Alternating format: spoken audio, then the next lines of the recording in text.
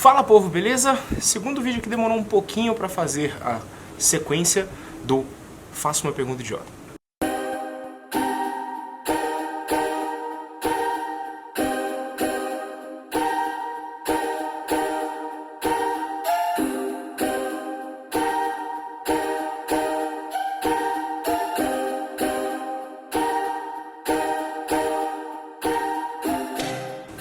Bom, então o intuito desses vídeos, como eu falei da primeira vez que fiz esse vídeo, é tirar algumas dúvidas que muitas pessoas têm vergonha, né, perguntas que as pessoas têm vergonha de fazer, justamente porque elas acham que é uma pergunta idiota, e muitas vezes essas pessoas ficam sem a informação necessária para que elas tenham uma melhor experiência aí no ciclismo, porque elas têm algum acanhamento e tal, e elas não fazem as perguntas. Então eu lancei uma caixinha de perguntas lá no Instagram, justamente para que as pessoas fizessem essas perguntas e eu pudesse responder aqui com informações mais básicas, digamos assim, para que o pessoal aí que está entrando no ciclismo ou ainda não tem tanto conhecimento mais aprofundado possa tirar dúvidas aí de uma forma mais tranquila, e tenho certeza que a dúvida de algumas da pessoa que manda lá na caixinha de perguntas vai ser a dúvida de muita gente, então de qualquer forma se traz a informação aqui para todo mundo. Então vamos lá, peguei foram várias perguntas que o pessoal fez e aí eu vou respondendo várias delas lá no próprio Instagram mesmo, mas eu selecionei 3 aqui para responder aqui no YouTube para vocês. A primeira delas é: por que 3 coroas é pior do que uma coroa? Bom, não é necessariamente pior ou melhor, mas mais uma questão de eficiência, né? Os grupos com 3 coroas, que era o que você tinha antes, justamente porque você não tinha uma tecnologia de cubo de roda que comportava muitos pinhões no cassete, então você não conseguia ter uma abrangência de marchas boa atrás, então você precisava jogar parte dessa relação para frente. Então você tinha ali, você tem até hoje, né? Você tem um conjunto de 3 coroas na frente, aí depois você evoluiu para 2 coroas, hoje você está uma coroa. Mas você tinha um conjunto de 3 coroas na frente, uma coroinha, uma coroa média e um coroão, e atrás você tinha ali 6, 7, 8 marchas, né? Então, qual que é o problema desse sistema de marcha? Você tem uma abrangência máxima legal, porque se você colocar na coroinha e no catracão lá atrás, você fica com uma marcha bastante leve, e se você coloca no coroão, que geralmente era uma coroa aí de 40, 42 dentes, e no 11, que seria o menor peão lá atrás, você também tinha uma marcha para andar em altas velocidades. O problema é que muitas dessas marchas não eram úteis. Então, por exemplo, se você botasse na coroinha e na catraquinha, você cruzava demais o sistema, então ficava com a corrente pegando ali de uma forma ruim e você tanto não conseguia usar como você piorava a performance do seu câmbio. Você tem uma complexidade maior da passagem de marcha, então você tem que ficar pensando: será que eu estou na coroinha, será que eu estou na coroa do meio, será que eu estou no coroão? E você tem que ficar passando a marcha da frente, marcha de trás, etc. Você também tem essa complexidade da passagem de marcha, e lembrando que o câmbio dianteiro funciona no contrário do câmbio traseiro. Porque o câmbio traseiro, por exemplo, quando você quer deixar uma marcha mais leve, você aperta o cabo, a alavanca ali que estica o cabo do câmbio. Quando ele estica o cabo do câmbio, ele leva o câmbio para um pinhão mais alto. Não sei como é que está o vento aqui, mas eu espero que não esteja bizarro aí para vocês. Então, leva para um pinhão um pouco, com esse pinhão um pouco maior, a marcha fica mais leve. Ou seja, você estica o cabo, ele vai para uma marcha mais leve. E quando você solta o cabo, a mola do câmbio vai recolhendo, ela vai para os pinhões menores, e aí você tem a marcha mais pesada. Já o câmbio dianteiro é o contrário. Quando você estica o cabo, ele vai para uma coroa maior, só que a coroa maior é uma coroa mais pesada. Então, e quando você folga, ele vai para a coroa menor, que é uma coroa mais leve. Então, muda a lógica. Então, são câmbios que funcionam com lógicas diferentes. Então, para quem está começando, é um pouquinho mais difícil aí. E o peso, né? Que você tem mais coisa para dar problema, uma relação de marcha mais pesada do ponto de vista de peso mesmo, né? A bicicleta fica mais pesada, tem mais coisa para dar problema, e essa questão intuitiva aí que é um pouco mais difícil da passagem de marcha. Então, O grupo com uma coroa só, você conseguiu ter essa abrangência hoje, você tem grupos com 520% de abrangência, de 10, que é o menor peão é de 10 e o maior é de 52, então você tem 520 coisa, então é realmente um negócio com uma abrangência bem legal, e você não tem esses problemas de ter tanto peso de conduíte, de câmbio, de passador, de não sei o que na parte dianteira, e você só controla o traseiro mesmo, então fica bem mais fácil. Então é bem legal. Bom, outra pergunta que eu achei bem legal foi aqui se pneus mais finos para speed significam pneus mais rápidos, significa mais velocidade. E na verdade não.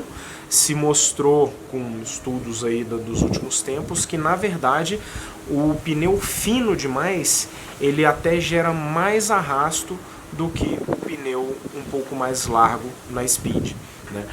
Principalmente os pneus, agora que você tem primeiro os pneus mais largos, eles são um pouco melhores nas curvas, porque eles com a roda um pouco mais larga você consegue ter a base do pneu fica um pouco mais aberta, então na hora de fazer curva ele não espreme a base do pneu ali com que ele fique torcendo, então ele se acomoda melhor nas curvas, então é bem melhor o pneu mais largo nas curvas.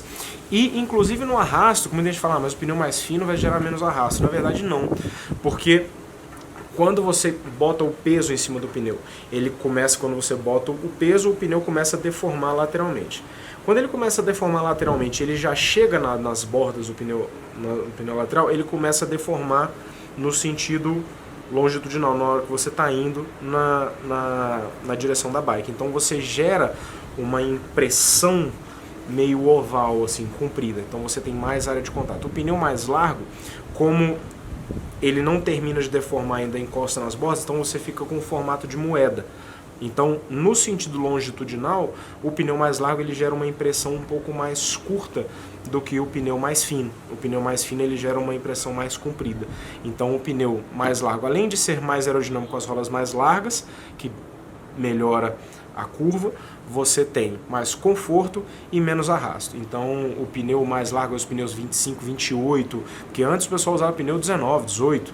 Então os pneus 25, 28, até 30 são pneus que têm uma performance muito boa e eles te dão muito mais conforto, porque o pneu tem um pouco mais de ar, então você tem a bicicleta um pouco mais macia e você tem esse benefício aí de performance também. Então, na verdade, é melhor usar o pneu um pouco mais largo do que o pneu mais fino. Isso foi um paradigma que se quebrou há algum tempo. E por último, foi uma pergunta que eles mandaram assim, como iniciar nos saltos? Quem acompanha aqui o Pra Quem Pedala há bastante tempo sabe que eu sou uma pessoa que eu era muito ruim de técnica e hoje eu já faço umas coisinhas legais, eu já pulo bem, enfim, né, bem assim, né, dentro da média aí, eu pulo legal e já faço algumas coisas interessantes com a bicicleta. E isso foi um processo, né? A melhor forma de você começar a saltar é ter calma e respeitar o seu nível técnico, procurar quem sabe, mas tem responsabilidade. Tem muita gente que sabe e não tem responsabilidade, fala, vai, faz lá, é só ir, solta o freio, e muitas vezes dá merda.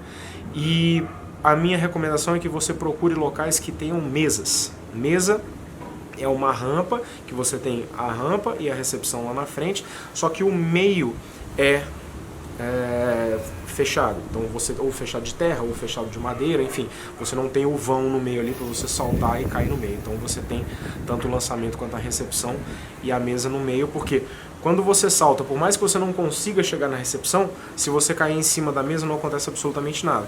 Então você consegue ir ganhando a sensação de passar por uma rampa e ganhando a sensação de começar a descolar os pneus do chão de uma forma gradativa, e você vai ganhando essa confiança aos poucos e daqui a pouquinho você está começando a tirar a roda no chão e tal, e você está pulando. Então eu comecei esse processo há 4 anos atrás, em 2017, foi quando eu comecei a dar uns primeiros pulinhos, e hoje eu tô saltando legal aí. Eu tive pouquíssimos tombos, nunca me machuquei, então eu tive 2 tombos só na verdade, então e conseguir aprender de uma forma legal sem me machucar. Então é sim possível você aprender a saltar sem se machucar, é divertido pra caramba, é muito legal, um outro mundo, você entra em outro mundo do ciclismo, mas é importante respeitar o processo e com calma, né? Respeitar e ir pegando horas de voo, que o pessoal fala muito das horas de voo e tal, e aí quando você vai aprendendo, você vai pegando outros tipos de salto, mas sempre respeitando a sua zona de conforto. Um negócio que o Cadeira falou há um tempo atrás pra gente, que ele falou assim, tem que ser 90% de técnica e 10% de coragem. Se você muda essa proporção e começa a ter mais coragem que técnica, a coisa começa a ficar difícil. Então é interessante que você respeite isso, é o primordial para você não se quebrar. Beleza? Então é isso. Espero que tenha ficado legal o vídeo. Deixem aqui mais perguntas e deem a opinião de vocês aí. E é isso, beleza? Like no vídeo, inscreve no canal e a gente fala mais depois. Valeu!